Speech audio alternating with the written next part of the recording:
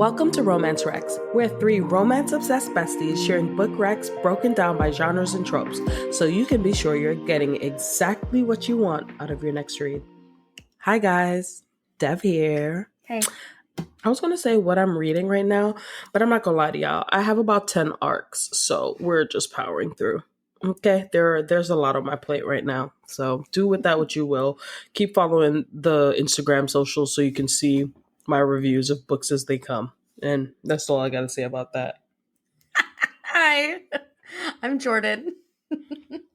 I just finished Trial of the Sun Queen by Nisha J. Tooley, and I listened to that one. So good. It was free on Audible with my subscription. And I am still reading, beta reading The Song of the Lost by Glenn Ashley Patterson. Woo! It's so good. So buckle up for some bookish banter. Because that really leads us really well into historical and Regency romance, right? Like, absolutely. When you think historical romance, you think like a big flashy intro. Air horn. Uh-huh. So it's just us. Yeah, I know. It's just us two. We don't have Christina with us today, but she'll be back in our next episode. So stay tuned for that Unhinged. Just talking with Jordan and I today. I do have a quote that I want to share.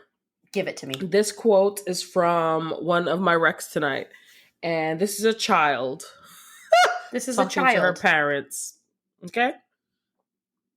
Livy says when her mama and papa are happy, she hears them jumping on the bed at night. Are you going to jump on the bed? Oh, we know they're not jumping on the bed for real. So, yeah, this was really cute. I can't wait to talk more about this book, but man, very cute. You know, being a parent is so weird to be on the other side of that scandal because I feel like everyone has stories from their growing that up. Scandal. Anyways, family stories. So funny. My quote today. Sick. It's going to be unhinged. My quote is actually from The Song of the Lost by Glenn Ashley Patterson. So who knows, this quote could change by the time it gets to all of you beautiful readers. But the way that Glenn writes is poetry. It's so beautiful and it's so great. Now, I love this quote. There are more meaningful quotes that I highlighted, but this imagery just stuck with me. So I'm going to go with this one tonight, because this book is really on my mind lately. As far as lovers were concerned, Arik had been as bland as unsalted butter, like picking a warm sun-ripened peach, only to find it too soft and oversweet. Our courtship was short-lived. I love that. Glenn is like so good at words. I mean, like truly so good. Have you ever thought to compare your old lovers to unsalted butter? Yeah, because crazy. I sure haven't. I compared to them to a lot of butter. things. So good. I was like, I can imagine exactly what kind of lover he is. I know. Yeah. And we don't want it. Yeah. We want no parts. We're not settling. Right. Shout out to you, Glenn. Okay. I'm actually going to jumpstart us. And my first rec is not the book that I mentioned the quote from, but this is actually going to be Salt and Broom by Sharon Lynn Fisher. And this is actually a Jane Eyre retelling. Jane Eyre? I always have such a hard time pronouncing that last name. Like, it just trips over my tongue. Anyway, Jane Eyre. If you're familiar with Jane Eyre by, what's the author's name? Jane Austen. I think she's the one who wrote that story, which follows a bunch of sisters. I'm not gonna lie to y'all. Let me tell you something. I've read a couple Jane Austen books, and I've watched a lot of Jane Austen books. It's by Charlotte Bronte. But yeah, that's what it is. It's the Bronte sisters. Charlotte Bronte wrote it. Okay. Hold on. What the hell did Jane Austen do? Pride and Prejudice. Pride and Prejudice. There we go. Yeah. Sorry, I was in the wrong book. Okay. The Bronte. Anyway. The Bronte sisters. Jane Eyre. Anyway, I love this retelling because that regular Jane Eyre story can get over. It's very formulaic, and in the fact that I think it's like the baseline that a lot of people tell this type of story, this trope with. But this one, Sharon Lynn Fisher did something new where it was like witchy. It was a witchy retelling. The name is the same, but spelled differently. So it's still Jane Eyre. And basically, Jane Eyre works at a sheltered all-girls school.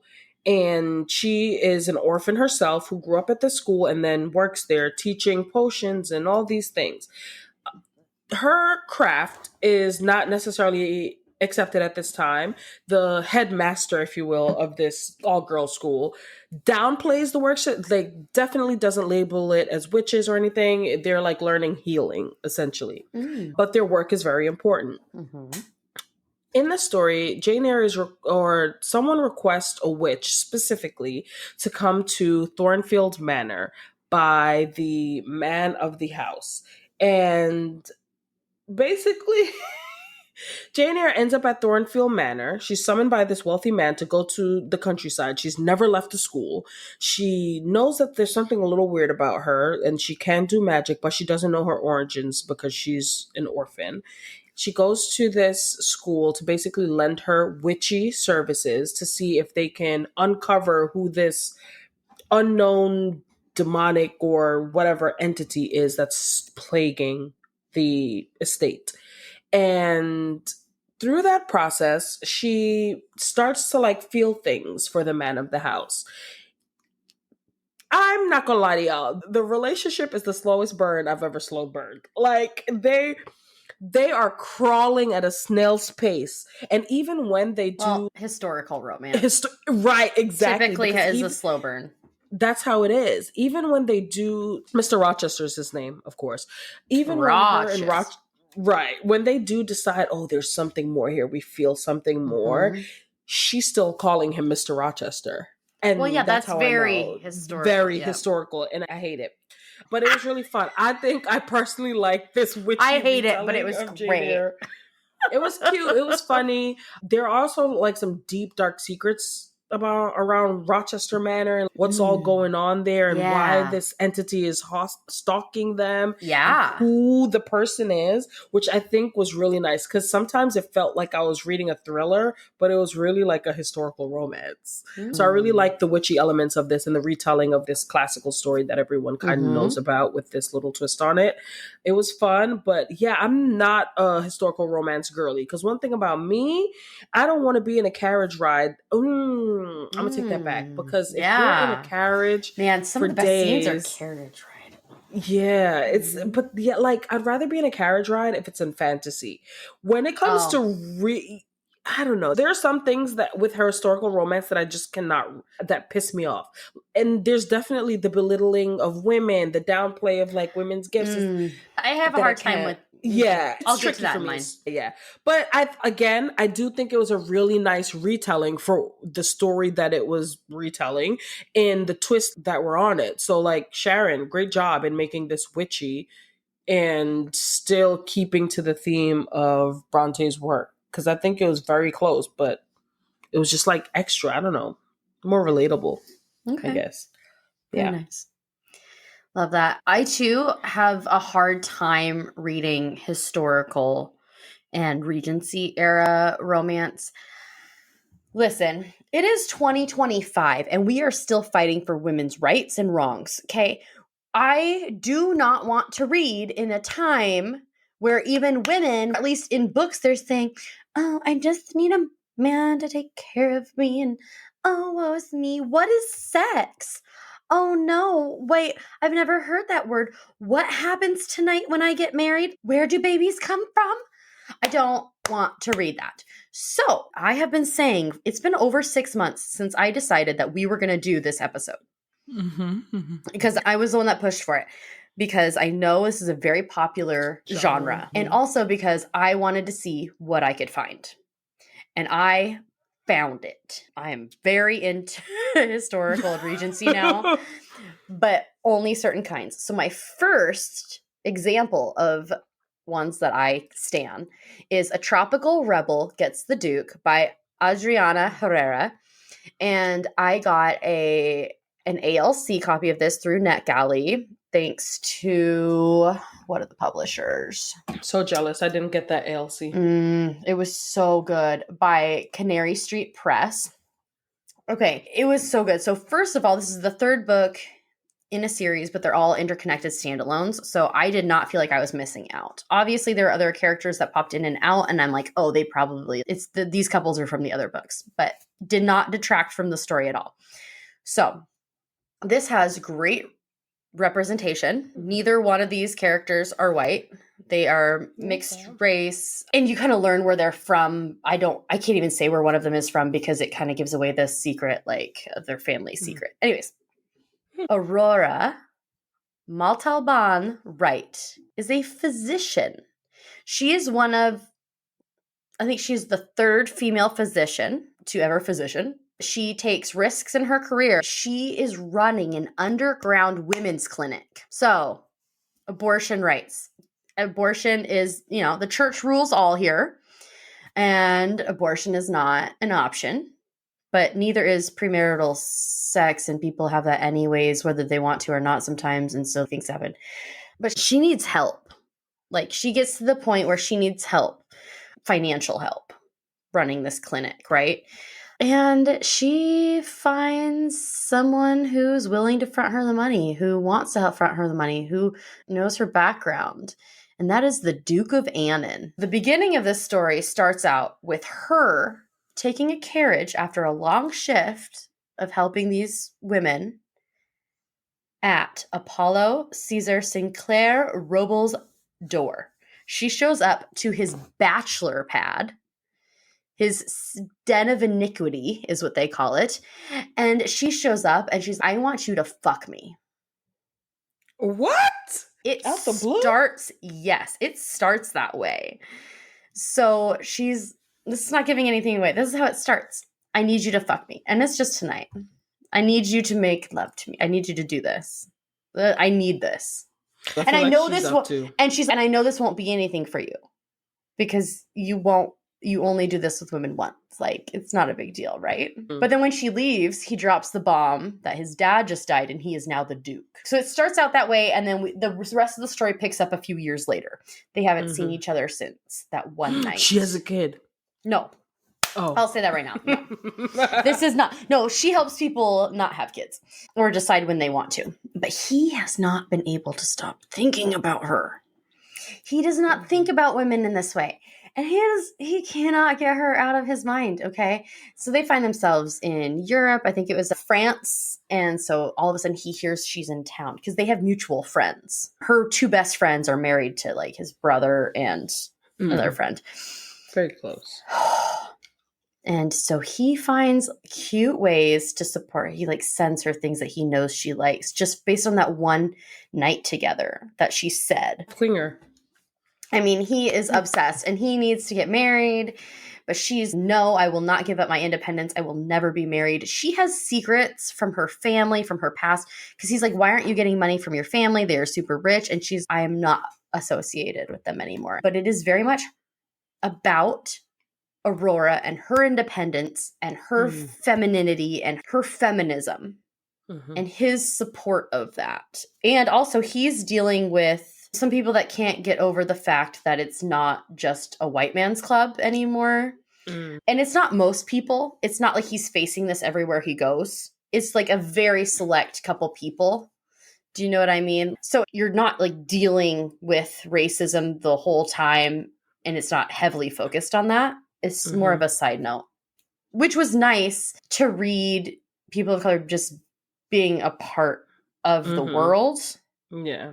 In every part of society. In every part of society, and it being, like, on the way to being normalized. So it was nice to focus on so many other issues going on at that time.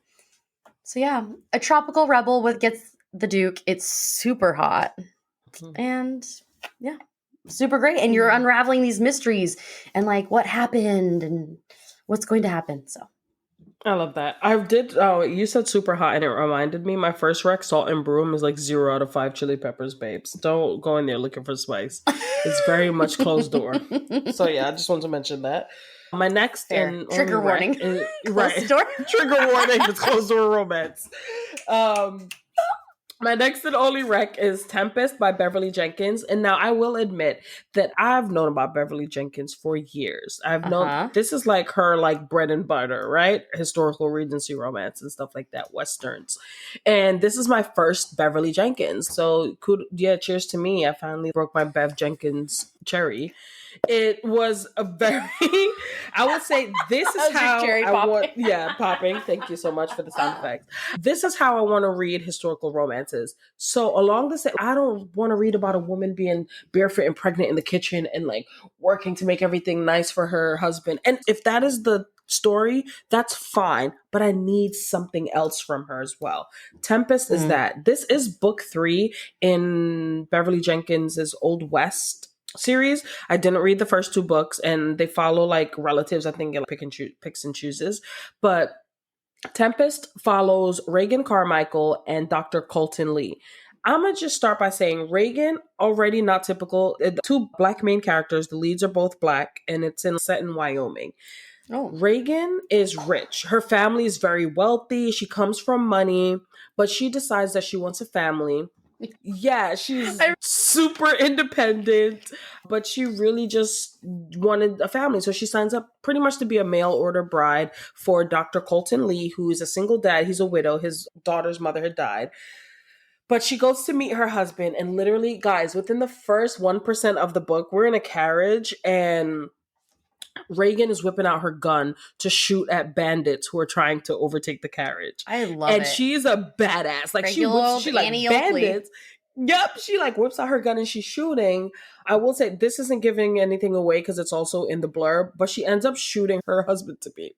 He after the bandits disperse, more what they assume are bandits come to chase the carriage again, but this time it's actually help. It's people from town coming to help them because they just saw the bandits. She just starts firing because I don't know who y'all are. Y'all are chasing my carriage. I'm just going to start shooting. So she ends up actually as you do her husband to be, and that is their first meeting. Could you imagine almost killing your husband? But it was like a flesh wound. He's a doctor. He was fine. He was okay. It's okay. Just a flesh wound. With her there are things that are annoying. There are moments where the townspeople of the town she's now moving to won't let her spend her money because they want to know, is her husband aware that she's buying all these new things? And where did she get this money? And how does she have so much money? And like those things are super annoying. But when I tell you Reagan Carmichael is a class act, like the way she handles these people, and she's also very sweet, and she honestly just wants to be a mom. She wants to like, cook and have a good life and have a good family.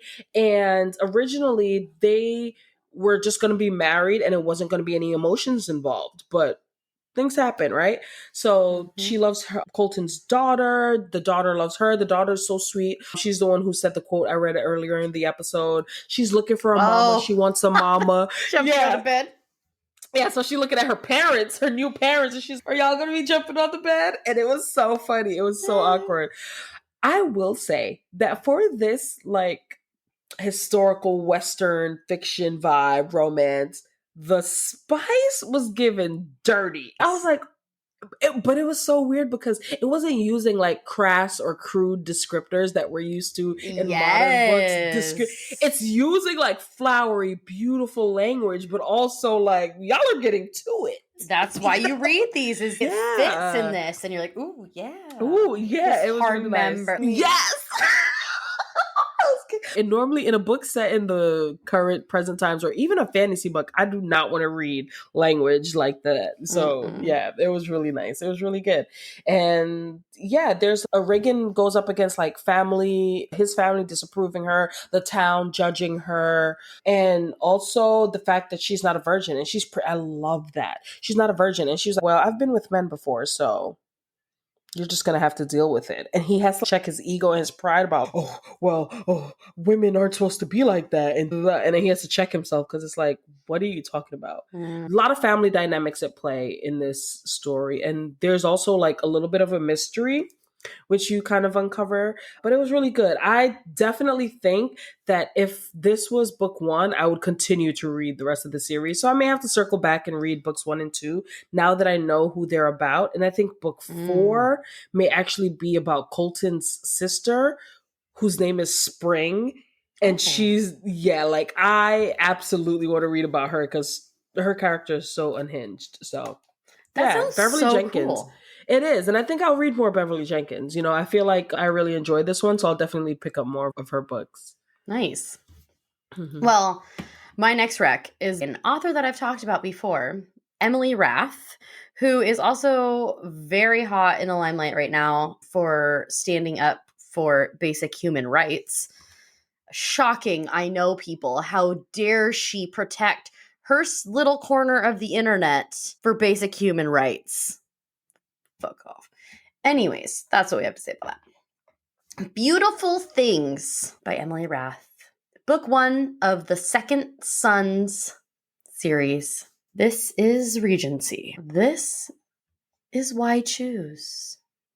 This is fucking hilarious. And so if you've read her like Pucking Around or anything else by Emily Rath, she goes hard. She goes hard into that Why Choose, and it's poly. It's all poly. Like everybody's poly by the end. They don't start out that way, but it's by the end. So I'm going to start by reading the Goodreads description because there's a lot of titles for people's names and I get them all really mixed up. So I'm going to read it and interject throughout the description. So at 22, Rosalie Harrow is unmarried and near destitute. She has only 2 choices: snag a wealthy gentleman or take work as a governess. Neither option appeals to headstrong Rosalie and sees both futures as a kind of cage. Okay, so her mom passed away. Her mom passed away and after her dad died a while ago. So she has no money. When Rosalie gets an invitation to Alcott Hall, she believes she's only there to meet the Dowager Duchess, her late mother's mysterious childhood friend. She has never met this woman, but she, in the letter to her, says, "I was your mother's best friend growing up." And I've never heard of you. So that's weird because I was close to my mother.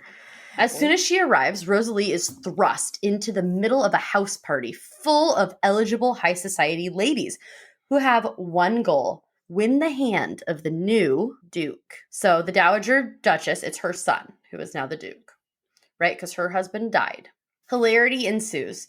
So the Dowager invited all of these single women of the town and she told her son, "You have to choose one of these. You need to buckle down and you need to get married," because her son is a hot mess. More mess than hot, too. Oh, God. And so she has to weather the center of these guests while trying to figure out why she's really here. The Dowager says that it's because she was best friends with her mother and she wants to make sure she's okay. But I've never seen you. I don't know what this is really about. So she's wary of this. Okay. So then there's the gentleman. The more she tries to avoid the high society husband hunt, the more she finds herself charmed by 3 very different men. There's Lord James, the Duke's younger brother, he's doing all the work of the Duke because his older brother is just there to get his dick wet, basically. Oh, God. Because he just goes around getting drunk and making a fool of himself. That's just his life. He is a first son who should not have been born a first son. But Lord James takes care of business. There's Lieutenant Renly, recently returned from West Indies and begrudgingly, which historically that's horrible. Fuck you, England. But in the West Indies. And begrudgingly searching for a wife of his own, because back then, to up your rank in the military, you had to marry up. That's how they determined rank in the military, which is wild. And then there's the tempestuous Mr. Burke, who irks Rosalie to no end. So the clock is ticking down until the Michaelmas ball, which is when the Duke's mother said, "You have to announce a bride at this ball. Right. If you do not, I am going to choose," and that is that. Right. Yikes. Rosalie believes marriage is a trap, and she will never get married. but that does not mean she can't enjoy the chase while it lasts. She finds herself in compromising positions with these three men separately. She refuses to relinquish her freedom because of, she's a woman in this society, but she refuses to be caged. She's, no, I understand this is how our society works, but I will not give in. I do not want these societal pressures that they've forced on me. It's really good. The second one is where it really gets hot. The first one is like full of tension and some stuff happens. The second one was when it gets really hot. This is an MMMF. So by the end, it does not start that way. So good. I listened to it all for free on Libby. Highly suggest it. Emily Roth did an amazing job. So kudos. I love that. I love that as a series too. I love series. Like when you fall in love with the characters and you just want to keep going. So yeah, that's good to know. It is. And then I think you only had 2, right? Yeah. Okay, so I have one more to highlight. Something Extraordinary by Alexis Hall. This is number 3 in Something Fabulous series. They're interconnected standalones again. I did not read the first 2. I got this one as an arc through NetGalley. I know Christina has recommended Alexis Hall books before on previous episodes, like Boyfriend Material, I believe it was. So this one is about Horley Cumwithers.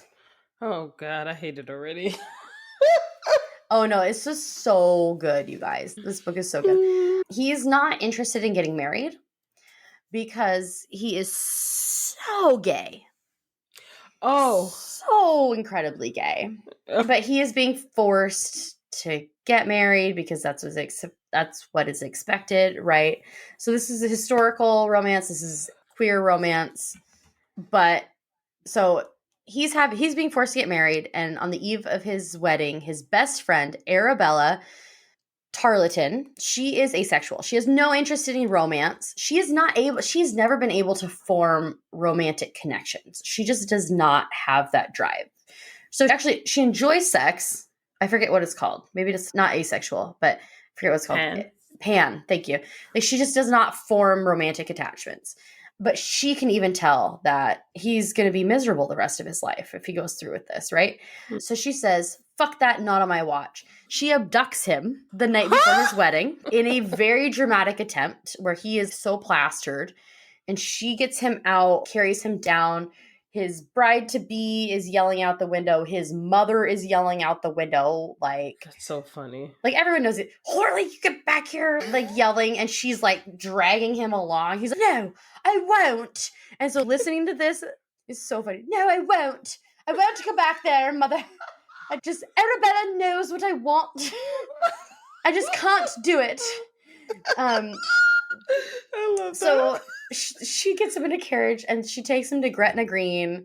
There's all this random things, and so they get robbed by an amateur highwayman on the way there. Oh God! But it ends up being like he's gay, and they have this weird interaction. Then he ends up taking the carriage with them to the thing, and it's so funny.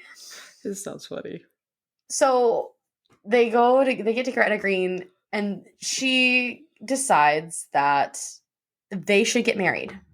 She will not be forced into a romantic relationship that she is not able to have, and he will not have to marry some lady of the town who expects relations. So they decide to get married. So this is them getting married and figuring out their life marriage together. So the romance here is actually like between best friends. She cares for him and loves him, not in a romantic way, but they genuinely love each other. Then it's about their relationship, but it's also about them finding relationships outside of their friendship. Okay. So then it does follow their individual relationships. So it's cool to see Arabella, like, navigate that. And then Horley Cumwithers figure out what he wants to. So yeah. That's cute. I love that dynamic. Yeah, and it's so unique, and it's hilarious. It's so funny. So I really need to go back and read the first 2 in the series. Yeah. So that's mine. I do have, Scandal by Nabessa Allen. I have not finished. And it's not because it's not amazing so far. It's an MMF. I really want to finish it. I want to go back to it, but I cannot until I get all my arcs read. And I've had too many lists of arcs. But Scandal, Nevessa Allen is also super good so far. Check it out if you like Lights Out, but you want a throuple historical romance. Oh, interesting.